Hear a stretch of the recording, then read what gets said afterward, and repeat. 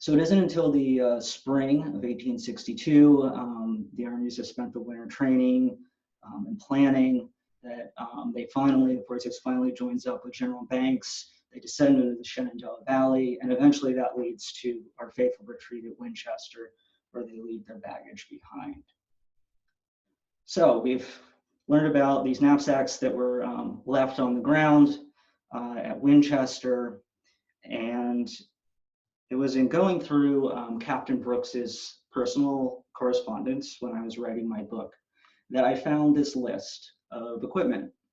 And it's labeled at the top that this is the equipment that the 46th Company D lost during this retreat. We can see things like they lost 84 overcoats, a number of drawers, a lot of stockings, and kind of all the things that a soldier needs to operate in the field. And I thought this was kind of cool, right? I was like, okay, this is sort of interesting, but I didn't think too much of it, right? It's just some equipment on the list. And then I noticed that there were other lists mixed into all of his papers. And these seem to be subsets of the main list, right? These are penalties of equipment. The different pieces of equipment are written across the top, and then the men's names are written down here. I thought, okay, that's kind of interesting. This one in particular was of special interest to me because my ancestor's name was on it, actually, which is part of the reason I'm interested in this regiment. It seems like he lost a good deal of his equipment, unfortunately. But then I noticed that some more diligent NCO had carefully written across the top of this one, articles lost by mess number 5, Company D, 46th Regiment. And when I read mess number 5, I knew that this was actually a very important piece of information. Some of the other lists also contained mess numbers when I went back and looked at them again. Here's the list for mess number 1, and here's mess number 2. Civil War messes were an informal subdivision of the 100-man company. The soldiers would figure these out themselves, and these were really the groups of men that would cook and camp together, do everything sort of non-military in nature that they did when they were in ranks. And since they were an informal subdivision, they would often contain friends, neighbors, and family. The military did not record this information, right? So for most regiments, it was lost to time. So I typed up all the names in the list, and I figured out which mess each one was. And I knew that I could combine that information with things that were recorded in muster rolls. Throughout their service, and when they first joined, the military would make a list of everyone in the company, and they would record in certain things, like their ages, what they looked like, their occupations, and their hometowns. Part of this record keeping was, this is before dog tags. A physical description could come in handy if they were killed to help identify them. And so I made a data set of all the men in Company D at this point, 93 of them as of May of 1862. And I knew that this gave us a somewhat unique look at an average Civil War company. And what I mean by that is that Company D of the 46th Pennsylvania and the 46th Pennsylvania as a whole wasn't really a special regiment, right? They didn't have any generous benefactors backing them. They didn't have fancy uniforms. They weren't involved in any really famous actions and battles. And they were from the Harrisburg area, so they were predominantly German citizens, German Americans. And so they can kind of serve for us as sort of representative of what an average regiment might look like during the Civil War. So looking at the descriptive statistics that we have and the different messes that the men were in, what can we learn about them? This map shows the hometowns of all the men in Company D at this point. You can see that it's predominantly clustered around the Harrisburg area. There were some soldiers from as far out as Pittsburgh, and there's actually some that aren't shown on here from up in New York State. If we look at this at the mess level, we can see some clustering, as we might expect, since we were just talking about how messes would be composed of neighbors and friends. In mess number 1, there were a good number of men from Millersburg and another group from New Buffalo. Mess number 2 was almost entirely composed of men from Halifax. Mess number 3 was predominantly from West Hanover and East Hanover townships outside of Harrisburg. And mess number 4 was almost entirely West Hanover men. We can also look at occupations. So nationally, 48% of soldiers during the Civil War were farmers. In Company D, this number was much, much lower, 20%. This is because they were from Harrisburg and the surrounding region, where there was a lot of labor occupations. You can see that there's a lot of carpenters, a lot of tailors, shoemakers, things of this nature. So they were a little bit different than the Federal Army as a whole. We can also look at occupations by mess. So if we look at mess number 2, we can see that we have we have 2 tailors from Dunn. I think this is interesting because, these men clearly knew each other, right? They were from a small town. They had the same occupation. They would have known each other perhaps well, and they elected to be in mess number 2 together because they knew each other. And I think this really highlights the very personal nature of how soldiers went off to war during the Civil War. Of the men from Halifax, there were 3 carpenters, 2 farmers, and 2 wagon makers. One of the carpenters from Halifax, Captain Thomas Novinger, actually goes on to be captain of Company B later in the war. Looking at occupations in mess number 4, you can see we have a lot of laborers. This is predominantly due to their location, right? There were some pig iron furnaces outside of Harrisburg in this area, one of which my ancestor actually worked at before the Civil War. We can also look at age. So the Federal Army as a whole, the average age of a soldier was 25 years old. Company D was a year older than that on average. And you can see by mess, we wouldn't really expect that much fluctuation here. The data supports that. It does look like men in mess number 6 trended a little bit older. And we can look at height. So the Federal Army average was 5'8" and the company comes in at 5'7". Here we have photos of 2 men in the regiment. The shortest man, Alexander James, was 5'2". He was very young when he enlisted, so that's probably part of the reason why. And then David Franz at 6 feet tall was actually the 2nd tallest man in the company. We don't have a photo of the tallest man. So there's some other interesting stuff in this data. When looking at the shortest soldiers in the company, we find Charles Fuller, 18 years old, coming in at 5'3½". And Private Fuller has a rather adventurous story of becoming a hospital steward. One evening ends up having a bit too much to drink and accidentally discloses that he is actually a woman. There's a murder plot involved in this. It's very involved. There's a lot of newspaper articles and press around this time. People were very interested in this whole saga. And when it's actually murdered, Private Fuller, real name Hattie Morgan, is discharged from the Army and ends up going home. But it is probably not the only disguised female who enlisted with the 46. There's another newspaper article from a town outside of Harrisburg where another woman is rumored to have been discharged from the regiment. We can also look at eye color. So during the Civil War, a lot more people, especially of German descent, had blue eyes than do nowadays.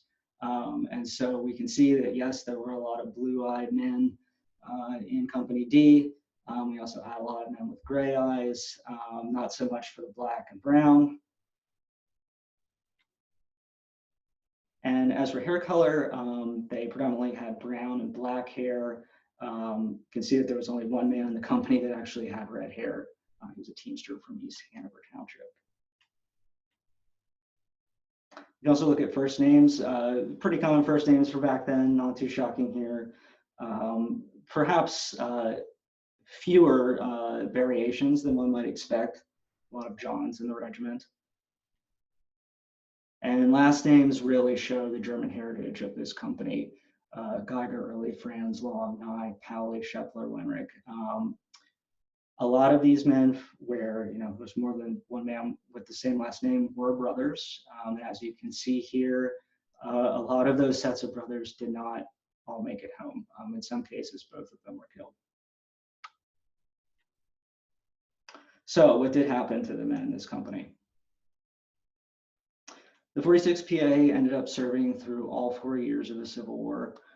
They were involved in some lesser known battles where they sustained quite heavy casualties. This included Cedar Mountain in 1862, where they sustained 50% losses. And then they again took 50% losses a little bit later in the war. It's not on my list here because it was part of the Atlantic campaign, but it was called Peachtree Creek. They also participated in some famous battles like Antietam, Chancellorsville, and Gettysburg. So it's important to note that we're talking about the 93 men that were on those original mess lists, not the entire company. Hundreds of men ended up serving in the company throughout the course of the war. But of these 93 men who originally signed up when Company D was formed, over 50% of them ended up being wounded at least once. A third of them served as prisoners of war, and slightly over 42% experienced both at some point. Many of them would have, one or both of these things happen to them, and then they would actually end up coming back to the regiment and continuing their service. Corporal Michael Dunn, who's shown on the right here, was in a different company, Company H, but he was with the 46th Pennsylvania Infantry. He was one of 2 soldiers during the war to survive a double amputation. So we can look at outdate for the soldiers in the company. We really wouldn't expect this to be clustered by mess because soldiers would stand in line with their company by height. And so we wouldn't expect one mess to experience more losses than another necessarily, such as a cannonball hit or something like that that would take multiple men out. But for the company as a whole, we can see that a lot of men did leave during Cedar Mountain when they experienced 50% casualties. And then again at Peachtree Creek, a number of them did end up leaving after their 3 years of enlistment expired, but a number also stayed on and served out through the end of the war. In Company D, we can see that almost 12% were killed or died of their wounds. This is compared to the Federal Army average of just 3%. So you can see that they really did experience a lot of heavy fighting and lost a lot of men during their service. And if we add this all up for those who died of other causes like disease and those who went missing and whose fate was unknown, we end up with 22.5%. So this is almost a quarter of the company, right? You can imagine that of those 93 men who stood in line when they first enlisted at the beginning of the war, 1 in 4 of them did not actually end up going home. And when we think about this at the mess level, when we think about friends and neighbors and family, this could be quite devastating. In mess number 3, both Amos Lenrick and John Lenrick died during their service with the 46th Pennsylvania Infantry. And one of their friends, Elias Early, was also killed. So, here's 3 men who were from roughly the same area, and they were all lost to their community. For Amos and John Lenrick, it is interesting because both their father and little brother later ended up enlisting in another regiment and serving through the war. And I think it really speaks to the fortitude of Pennsylvania and the North during the war, that they were willing to make a sacrifice like this, even after 2 of their family members had already been killed. So as for George Brooks, who commanded Company D, unfortunately, his story also does not have a happy ending. Brooks is killed in Antietam, commanding his company at the age of 28. Of course, they go on to serve for the remainder of the war, but their story is mainly lost to time, right? They weren't, as I told you before, they weren't a famous regiment. And I really think this is in part due to the fact that George Brooks is killed.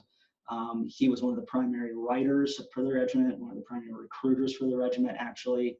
And I think that if he had survived the war, he probably would have been one of the ones to help put together a regimental history or something of this nature. And it just doesn't happen. So it really isn't until recently, within the past 3 years, that my book about the regiment has come out. and also a general regimental history that was written by a friend of mine named George Bradley. So Emily Brooks never ends up remarrying, and fortunately Brooks's son William does end up surviving to adulthood and has a number of descendants in North Carolina. If you're interested in learning more about George Brooks, my book is available for sale at the Fort Hunter gift shop. It makes a great Christmas gift. It's available for print or Kindle. You can buy it online. If you go to my website, there's all the information you need there to purchase it. And if you do end up purchasing, please consider leaving an honest review. These are really hard for me to get, and they help me with sales, and I would certainly appreciate it. Can I take any questions?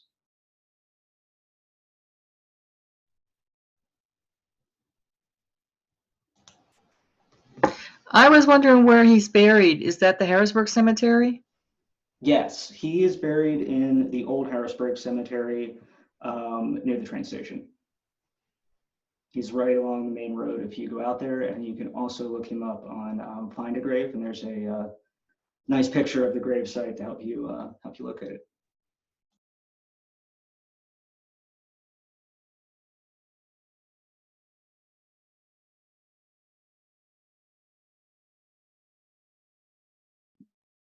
I don't see any other questions in chat, but since we still have some time, anybody else have any questions? Speak up or put it in chat.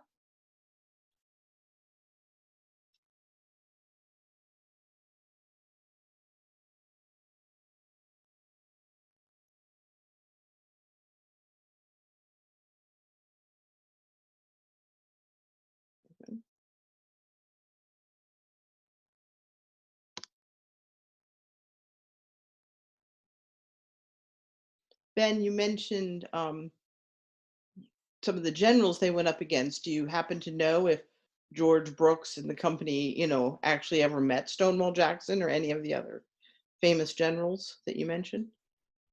No, they would not have had the chance to do that since they were on opposite sides. Well, that's what I meant, but did they, Yeah. meet them that close? No, there is an interesting account from the regiment. Let me go back to a picture. They were very close to where Stonewall Jackson was killed at Chancellorsville in the evening. And Stonewall Jackson's death is famously an accident. He was unfortunately shot by his own troops. But the reason those troops were firing, his own troops, were because they were actually shooting at the 46th Pennsylvania Infantry and their brigade. And so this guy in the middle here, Alexander Selfridge of the 46th, ends up writing an article after the Civil War, basically claiming that he and his men shot Stonewall Jackson. He wants credit for it. Eventually this is disproved, but it is somewhat reasonable that he thought that because he was fighting against the troops who unfortunately ended up shooting Jackson. That's interesting. We do have two questions now. First is, any particular interesting stories in Brooks' writing? Oh, there's a lot. He was quite the character, actually. So first off, he keeps a really good account of what he is doing as far as military matters go, but he also writes a lot about his personal life. And he has a good sense of humor, which I think helps a lot. He was also a bit of a ladies' man, and he is having a bit of a good time because, he's an officer. A lot of times they didn't have very much to do. And so he was going into the towns where they were stationed and meeting young ladies to talk to, getting dinner with them in the evenings, making friends. And so I think, it's kind of an interesting side of the war that for parts of it, some parts of it were kind of enjoyable. We seemed to have a pretty good time meeting people and doing things. You mentioned Brooks was one of the main writers. Can you tell us how you came across his writings? Are they all public domain? Right. So I started by finding his diary, which is public domain. It's at the University of North Carolina. it had never been transcribed in full and published. It had been referenced by other texts about the Civil War, but it had never been published in full. So I ended up transcribing that, and it was from his diary entries that I ended up realizing that he was talking about basically taking his diary entries and cleaning them up and sending them off to the local newspaper. And so that made me think, okay, I should probably go look at the Harrisburg newspaper and see if I can find any of these newspaper articles that he's talking about. And I did. So that was even more information. His newspaper articles tended to be sort of cleaned up versions of his diary entries. But, you know, they were interesting because this was the primary way that folks at home were getting information about their sons and husbands who were out in the field. And then by chance, I ended up, I was doing some genealogy work about Brooks, and I ended up finding someone who I thought was a living descendant in North Carolina. And I called this person. I told them who I was and what I was looking for. And they basically said, oh, we don't know who that is, and you know, we don't want to talk to you. So I was like, okay, that's fine. But 20 minutes later, they called me back and they said, you know, we're sorry you caught us really off guard, but we do know who George Brooks was, and we have a trunk of his things. And in this trunk of his things were over 80 personal letters that he had written before and during the Civil War. And they ended up, they had never really read them, so they ended up actually putting them all in a box. They mailed them to me at my college apartment, which was really stressful for me because I was afraid the post office was going to lose it. It all worked out. I transcribed all of those letters, and those, you know, were the thing that really give us a look at who he was as a person. The newspaper articles in the journal are fairly, you know, based on what he was doing on a day-to-day basis, sort of military in nature. But the letters, you know, his love letters to his wife, and all of the sort of personal turmoil that he was going through leading up to and during the Civil War, come out in the letters. And it really changed my understanding of sort of who he was, why he joined the military, which I actually think was primarily because he needed money right before the Civil War. I'm sure it was in part patriotism, but he also really needed a steady job. And so those letters actually compose the first 2 chapters of the book, covering his life before the Civil War, and then they're interspersed throughout the rest of it. Where did Brooks live while in Harrisburg? Do you have an address? And where was his bookbinding business located? Yep, his bookbinding business was at 52 Market Street in Harrisburg. The building no longer exists, unfortunately. I'm trying to find the advert in here. But he was there for several years before it. Did I say 64 Market Street? I may have said something else. But yeah, he was there for a number of years. There is a picture of it, sort of, that survived. It's not a great picture, though. He was there for a few years until the business went under. Yeah.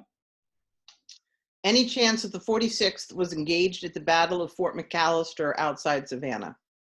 They were not. They basically passed right by Savannah in 1864. They didn't really stop. I gather that that's somewhat connected to Fort Hunter through probably the McAllister name, I'm guessing.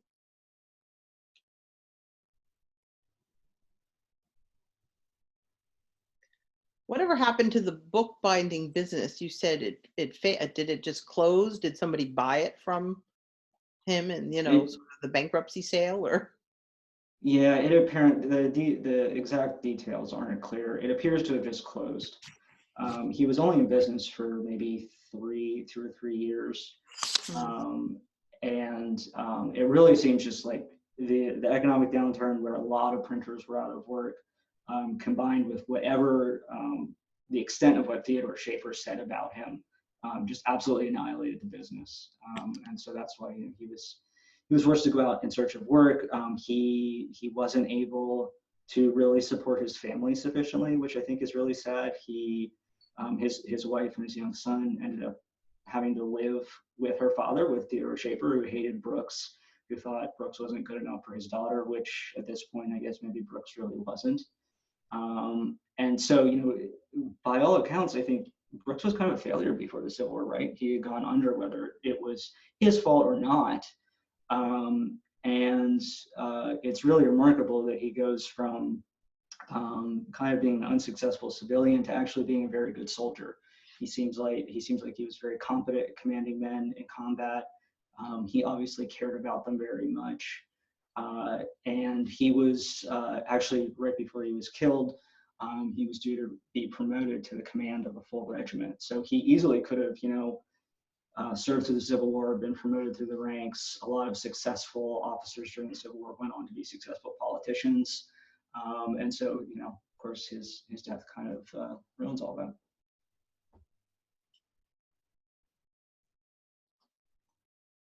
Anyone else?